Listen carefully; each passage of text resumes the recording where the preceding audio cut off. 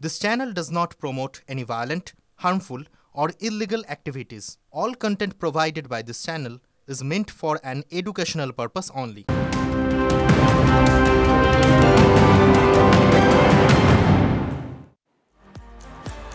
নমস্কার, দেখছেন টিভি9 বাংলা। বেঙ্গল ব্রেকিং নিয়ে আপনাদের সঙ্গে আমি অনির্বাণ আর আমার সঙ্গে শুভজিৎ। অনির্বাণ, আজকে একটু অন্যরকম খবর শুরু করি। বলো। একটা আধুনিক প্রবাদ দিয়ে খবরটা না শুরু করা যাক। বলা হয় না যে এদেশে কেউ আসল কিছু বানাতে নাই বা পারুন, নকলটা ঠিক বানিয়ে ফেলবেন। কেন বললাম বলুন তো? আপনার রান্নাঘর বা খাবার টেবিলের দিকে একবার তাকান না। ডিমের চেহারাটা দেখছেন? ছোট হতে হতে যেন ওই কুলের আকার নিয়েছে। আর ডিম সেদ্ধ বা অমলেটের স্বাদ একটু অন্যরকম ঠেকছে না? গুণ থেকে মান, এই সস্তায় পুষ্টির রাস্তাটা ক্রমশই ছোট হচ্ছে। আর এখানেই এক শ্রেণীর ব্যবসায়ী দারোগা বাবুর মতন, আর ডিম পেড়ে মরছে মুরগি। দেখুন, অনলাইন হোক বা পাড়ার দোকান, ডিম তুলনামূলকভাবে যেন হালকা মনে হচ্ছে। খোসা সহজেই ভেঙে যাচ্ছে এবং কুসুমে আগের মতো গাঢ় সোনালি রং নেই। 30টি ডিমের ক্রেট নিয়ে ঘরে ঢুকছেন বটে, কিন্তু পেট মন কোনোটাই যে আর ভরছে না। কিন্তু বাজারে গেলে তো অন্য জিনিস। ডিমের মান কতটা ভালো বোঝাতে কোনো সংস্থা বিজ্ঞাপনে বলে তাদের মুরগিকে খাওয়ানো হয় ড্রাই ফ্রুটস। কেউ দাবি করছে শুধু অরেঞ্জ জুস খাওয়ানো হয় তাদের মুরগিকে। কেউ বলছে রোজ তাদের মুরগি নাকি 10,000 স্টেপ হাঁটে। কিন্তু খাবার পাতে যখন ডিম পড়ছে তখন সেসব যে কিছুই টের পাওয়া যাচ্ছে না। মুরগির ফিডের মধ্যে আমরা একটু বাড়িয়ে দিই ভিটামিন ডি এর পরিমাণ, তাহলে কিন্তু ডিমের মধ্যেও ভিটামিন ডি এর পরিমাণটা বাড়ে। তো সেটাকে আমরা ভিটামিন ডি এনরিচড ডিমও বলতে পারি। সম্প্রতি অন্ধ্রপ্রদেশে একটি স্কুলে মিড ডে মিলের সমীক্ষায় দেখা গিয়েছে যে ডিম দেওয়া হচ্ছে শিশুদের স্কুলে তার ওজন বেড়ে কেটে 30 গ্রাম। আমেরিকা বা ইউরোপের দেশগুলোতে সাধারণত ডিমের ওজন 50 গ্রাম। ইউএসএতে তো এইটা আরও বেশি চর্চা হয়েছে অনেক দিন ধরে, ভাইটামিন ডি ডেফিসিয়েন্সিটা। আর ইন্ডিয়াতেও ভাইটামিন ডি ডেফিসিয়েন্সি খুব কমন। তো আমরা চেষ্টা করি যাতে খাবার থেকে ভাইটামিন ডিটা যায়, অবশ্যই সানলাইট থেকেও যায়। ডিমকে বলা হয় দামে সস্তা, পুষ্টিতে ভরপুর, কিন্তু দ্রুত বেশি উৎপাদনের লক্ষ্যে নানা রকম রাসায়নিক ও হরমোন প্রয়োগ করা হচ্ছে ডিমে। তারপর যেভাবে সংরক্ষণ করা হচ্ছে তা নিয়েও চিন্তিত চিকিৎসকরা। নির্দিষ্ট সময়ের আগে ডিম পাড়ার ব্যবস্থা করা হচ্ছে। স্বভাবতই এই ডিমের গুণগত মান পার্থক্য হতে পারে। অনেক কম পরিমাণে প্রোটিন বা অন্যান্য খাদ্যগুণ সম্পন্ন বস্তু কম পাওয়ার কথা, এবং সেটাই এখন সামনে আসছে। অনেক সময় বলা হয় মুরগি কি শুধুই ডিম পাড়ার যন্ত্র? কোনো জিনিসের অতি ব্যবহার যে ভালো নয় তা যেন বুঝিয়ে দিল এই ডিম বৃত্তান্ত। Bureau report, TV nine Bangla. SIR ম্যাপিংয়ে বাংলার একাধিক জেলায় উদ্বেগের ছবি। 2002 এর ভোটার তালিকার সঙ্গে সঙ্গে ম্যাপিংয়ে 50% বেশি অমিল একাধিক জেলায়। উদ্বেগের ছবি 24 পরগনা, দক্ষিণ কলকাতা, হাওড়া, পশ্চিম বর্ধমানেও রীতিমতো চিন্তার ছবি। তথ্য মেলেনি 60%-এরও বেশি ভোটারের। অন্য রাজ্যের বাসিন্দা বা অনুপ্রবেশকারীদের কি জনবিন্যাসে বদল এনে দিয়েছে?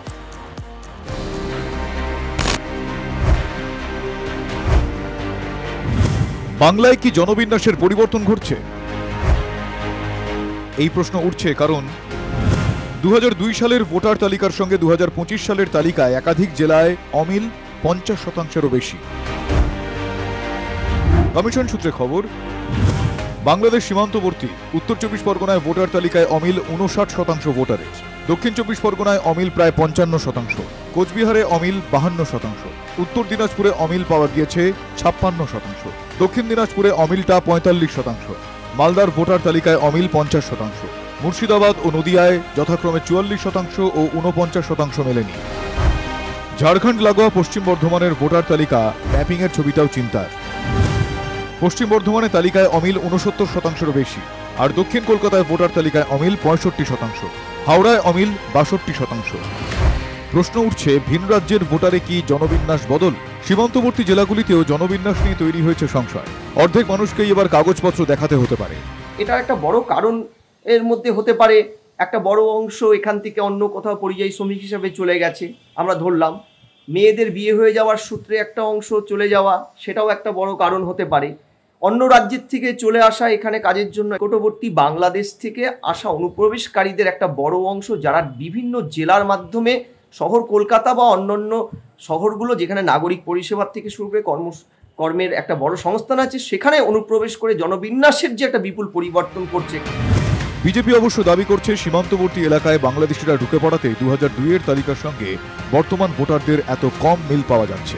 বাংলাদেশের মুসলমান এবং বার্মা থেকে কক্সবাজার হয়ে রোহিঙ্গারা এই পশ্চিমবঙ্গে ঢুকে ল্যান্ড জেহাদ, লাভ জেহাদ, ধর্ম জেহাদ, ভোট জেহাদ করে পশ্চিম বাংলাকে বদলে দেওয়ার চেষ্টা করছে। দক্ষিণ দিনাজপুর জেলায় ডেমোগ্রাফি কি ছিল, আজকে এই জেলার ডেমোগ্রাফি কি হয়েছে? অধিকাংশ নাম বাদ যাবে এসআইআর হলে হিন্দু শরণার্থীদের। এই সিএ এর গল্প গাজর ঝোলানো আমরা আসামেও দেখেছি।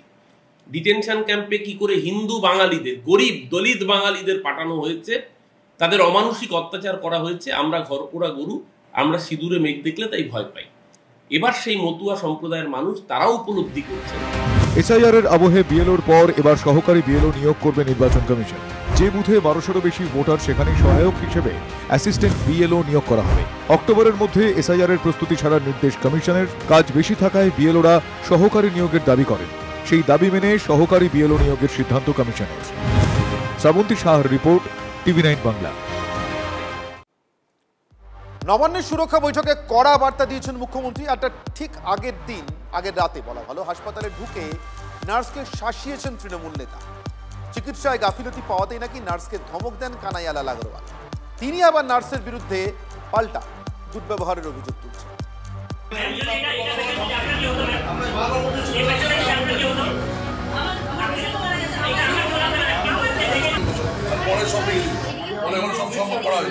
সরকারি হাসপাতালের সুরক্ষা ব্যবস্থা নিয়ে যেদিন নবান্নে উচ্চ পর্যায়ের বৈঠক হলো, তার আগের দিন রাতে তৃণমূলের নেতার বিরুদ্ধে হাসপাতালে দাদাগিরির অভিযোগ উঠল। ইসলামপুর মহকুমা হাসপাতালে ঢুকে নার্সকে শাসানি দিতে দেখা গেল কানাইয়ালাল আগরওয়ালকে। আঙুল উঁচিয়ে স্বাস্থ্যকর্মীদের ধমক ইসলামপুর পুরসভার চেয়ারম্যান তথা ওই হাসপাতালের রোগী কল্যাণ সমিতির চেয়ারম্যানের।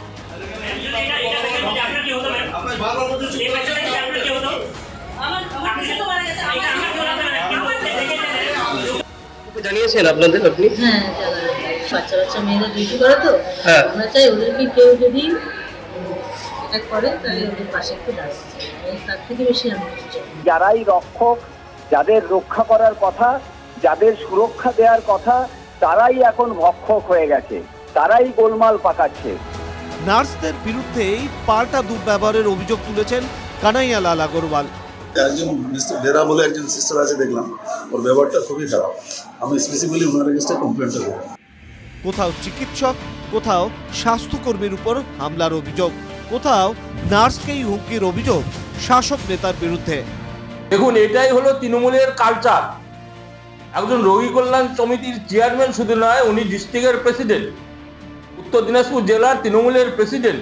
উনি যদি এটা করেন তাহলে ওনার ভাইয়েরা কি করবেন?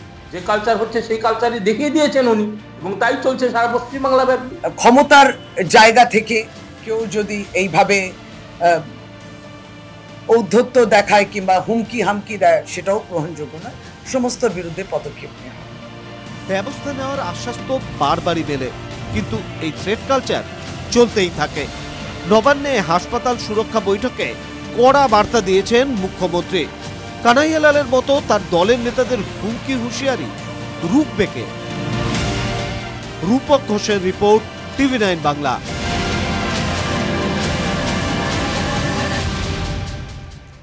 দেখলেন প্রতিবেদনটা যেখানে শেষ হলো সেখান থেকেই শুরু করি। এসএসকেএমে নাবালিকা রোগীকে ধর্ষণের অভিযোগ, নজরদারি নিয়ে প্রশ্ন খোদ মুখ্যমন্ত্রীর। স্বাস্থ্য দপ্তরে কেন বারবার এ ধরনের ঘটনা ঘটছে, প্রশ্ন ক্ষুব্ধ মুখ্যমন্ত্রীর। পুরুষ শৌচাগারে কি করে ওই নাবালিকাকে নিয়ে যাওয়া হলো, হাসপাতালে নজরদারি নিয়ে প্রশ্ন তুলেছেন খোদ মুখ্যমন্ত্রী। সিসিটিভি ফুটেজে ঠিকঠাক নজরদারি হলে অপরাধ এড়ানো যেত। নবান্নের বৈঠকে মমতা বন্দ্যোপাধ্যায়ের একাধিক প্রশ্নের মুখে আজকে পড়েন সুপাররা। হাসপাতালে নিরাপত্তারক্ষী নিয়োগের আগে এজেন্সিগুলো ভালো করে খতিয়ে দেখুক। হাসপাতালের সুরক্ষা বৈঠকের ফোনে নির্দেশ মুখ্যমন্ত্রী।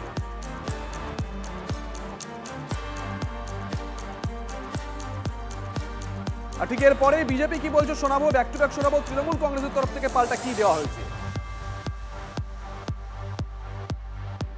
তাহলে তার গায়েও সিকিউরিটি দিতে হবে উনি যেটা বলছেন। আচ্ছা, এই সমস্ত দায়ভার নিয়ে যে একজন এসএসকেএম এর বহিষ্কৃত স্টাফ সে এনআরএসে কাজ পেল কি করে? যে প্রশ্ন ওনাকে করার কথা সেই প্রশ্ন উনি তুলছেন, তার মানে উনি কতটা ব্যর্থ। কমসে কম এই দপ্তরটা থেকে আপনি পদত্যাগ করুন যে আমি এই দপ্তরটা ছাড়লাম।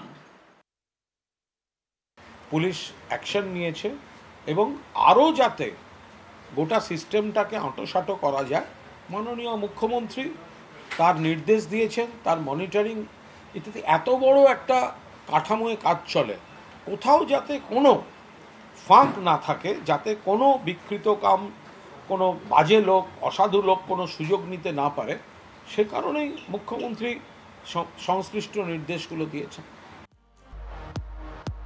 ব্যাক টু ব্যাক আরও একটা খবরের দিকে নজর রাখতে হচ্ছে। পার্ক স্ট্রিটে হোটেলে যুবককে শ্বাসরোধ করে খুন নিহত রাহুল লালের দুই সঙ্গীর খোঁজ পেতে মরিয়া তদন্তকারী আধিকারিকরা।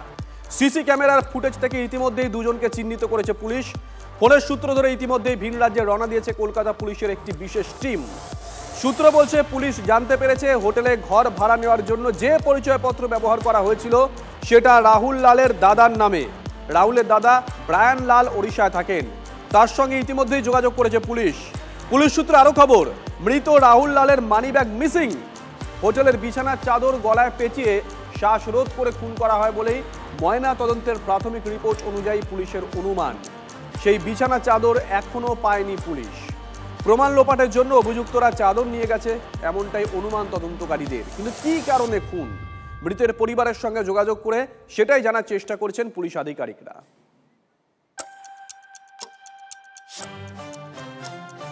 अभी तक कोई भी जानकारी नहीं मिला है from the SBI. So I am just waiting for their call. Once they get the answer, then only I can portray everything to you. हम लोगों को पुलिस से पता चला कि राहुल पहले भी एक दो बार अरेस्ट हुआ है, स्नैचिंग वगैरह ऐसा कोई। Yes, that is true. वो अपने भाई का संग में रहता है। अभी तक उसका भाई का कोई खबर नहीं आया है। ब्रायन, जब से हम उसका भाई का बारे में बोला था, that means it was yesterday, ठीक है।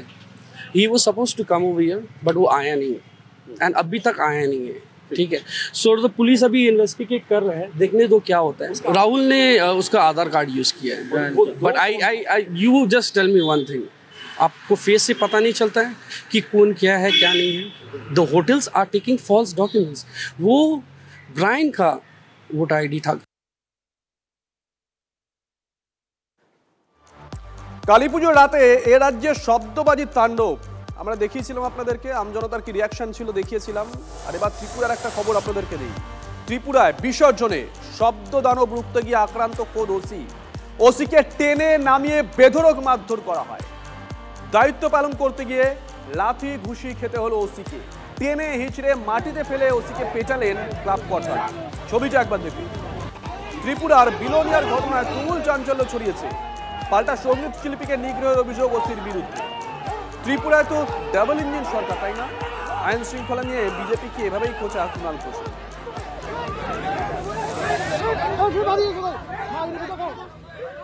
আমরা দুটো ছবি আপনাদেরকে একসঙ্গে দেখাচ্ছি। আমরা দেখাচ্ছি ত্রিপুরায় ঠিক কি ঘটেছিল সেই ছবি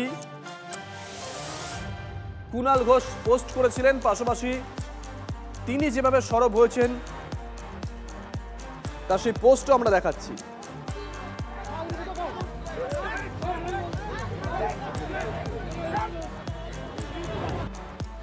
আর এই মুহূর্তে আরো একটা বড় খবরের দিকে নজর রাখতে হচ্ছে। এসআইআর আবহে ফের কি রাজ্য সরকার কমিশন সংঘাত? এই মুহূর্তের বড় খবর, এসআইআর আবহে ফের কি রাজ্য সরকার কমিশন সংঘাত? কেন এই প্রশ্ন উঠছে? ডিটেল নেব শ্রাবন্তীর কাছ থেকে। শ্রাবন্তী, প্রথম রাজ্য সরকারের একটি সংস্থা, তাদেরকে বরাদ দেওয়া হয়েছিল কমিশনের পক্ষ থেকে যাতে বুথের যে পরিকাঠামো সেটা আরো উন্নতি করা হয়। কিন্তু তারপর হঠাৎ এখানে সেই সংস্থা জানিয়ে দেয় কমিশনকে চিঠি দিয়ে যে পরিকাঠামো নেই, তাই তারা কাজ করতে পারবে না।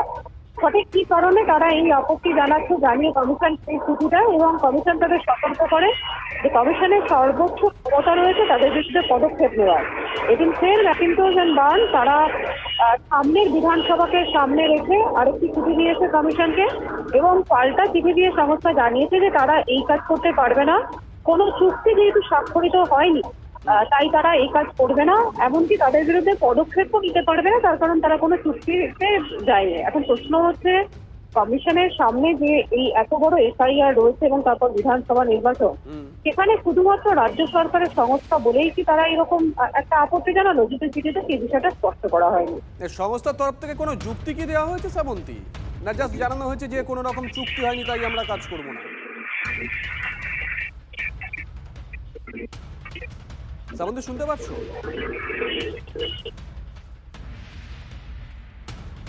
বেশ, নজর থাকবে আমাদের এই খবরের দিকে।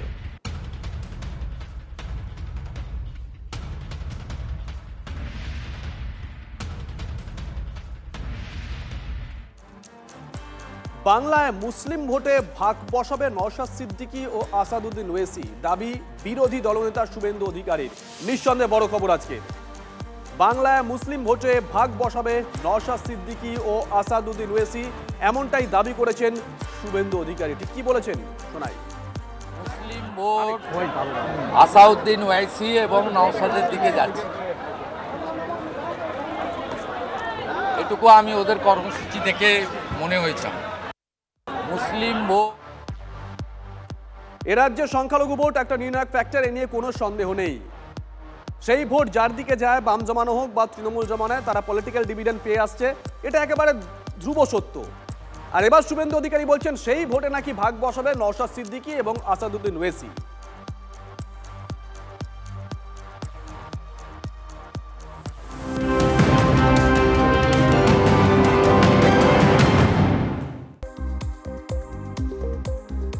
রাতের কলকাতায় ফের বেআবরু সুরক্ষা। নিউ আলিপুর ব্রিজের কাছে বাইক থামিয়ে ছিনতাই, এক যুবকের থেকে 5,000 টাকা ও মোবাইল ছিনতাইয়ের অভিযোগ।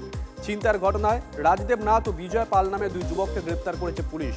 ধৃতদের 3 দিনের পুলিশি হেফাজতের নির্দেশ। বাজি ফাটানোকে কেন্দ্র করে দুই কালীপুজো কমিটির মারামারি, হাসনাবাদ বাসস্ট্যান্ড সংলগ্ন এলাকায় উত্তেজনা, দুদল পুজো উদ্যোক্তাদের সংঘর্ষে আহত বেশ কয়েকজন। অভিযুক্তদের গ্রেপ্তারের দাবিতে হাসনাবাদে বনবিবি সেতু ও রাস্তায় আগুন জ্বালিয়ে অবরোধ। সিভিক ভলেন্টিয়ারদের অত্যাচার অতিষ্ঠ, প্রতিবাদে টোটো বন্ধ করে বিক্ষোভে সামিল টোটো চালকরা। বার্নপুর শিল্পাঞ্চলের ঘটনা, অভিযোগ পথ চলতি টোটোতে লাঠি মারা, হেডলাইট ভাঙচুর করা সহ বিভিন্নভাবে অত্যাচার করা হচ্ছে। প্রতিবাদে টোটো থামিয়ে যাত্রীদেরকে নামিয়ে পুলিশের সামনে বিক্ষোভ দেখান টোটো চালকরা। অন্যদিকে ক্যানিংয়ে সোনার দোকান থেকে রূপোর গয়না হাতানোর অভিযোগ, চুরির অপবাদে এক মহিলাকে মারধরের অভিযোগ দোকানদার ও কর্মচারীদের বিরুদ্ধে। অভিযোগ অস্বীকার দোকানদারের। পুলিশ ঘটনাস্থলে গিয়ে মহিলাকে উদ্ধার করে চিকিৎসার জন্য নিয়ে যাওয়া হয় ক্যানিং মহকুমা হাসপাতালে। জগদ্ধাত্রী পুজোয় দর্শনার্থীদের চমক দিতে তৈরি চন্দননগরে কানাইলাল পল্লী। 52তম বর্ষে তাদের নিবেদন সবচেয়ে বড় মূল্য। চন্দননগরে কানাইলাল পল্লীর জগদ্ধাত্রী পুজোর বিশেষ আকর্ষণ 75 ফুটের প্রতিমা। তবে মাটি দিয়ে নয়, মূর্তি তৈরি হবে ফাইবার ও লোহার স্ট্রাকচার দিয়ে। ফাইবার কাস্টিং শিল্পকে তুলে ধরা হবে মণ্ডপে।